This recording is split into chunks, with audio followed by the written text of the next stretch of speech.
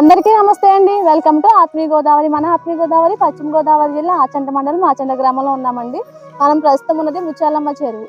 మన గ్రామంలో పెద్దవాళ్ళు ఎవరినైనా కూడా మేము అందరం కూడా ముత్యాలమ్మ చెరువు నీళ్ళు తాగి పెరిగిన వాళ్ళమని చెప్తారండి. ఇప్పుడు పశువుల్ని కడగడానికి కూడా పనికిరాని విధంగా అయితే ఈ చెరువు అయిపోయింది. ఈ చెరువు డెవలప్మెంట్ చేస్తే మంచి నీరు అందరికీ కూడా అందుతుందని ఆత్మీయ గోదావరి తరఫు నుంచి కోరుకుంటున్నాము. ఈ ఆలయం డెవలప్ చేస్తే ఆటోమేటిక్ గా మన ఈ చెరువు కూడా డెవలప్ అవుతుందండి. చుట్టుప్రక్కల చూసారండి, చుట్టూ కూడా ఒక మంచి పార్క్ కింద ఏర్పాటు చేస్తే గనక ఒక పర్యాటక క్షేత్రం కింద కూడా ఈ స్థలం అయితే మారుతుంది. చూడండి ఎంత చక్కగా ఎంత అందంగా ఉందో. ఇదంతా చూడడానికి పార్కులు అంటే తెలియని ఆ రోజుల్లోనే ఈ ప్రదేశం అంతా కూడా చాలా సుందరంగా ఒక అద్భుతమైన పార్క్ కింద ఉండేదంటండి.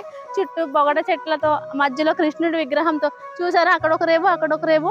అసలు ఈ చెరువు అంతా కూడా జనంతో కలకల్లాడుతూ ఉండేది.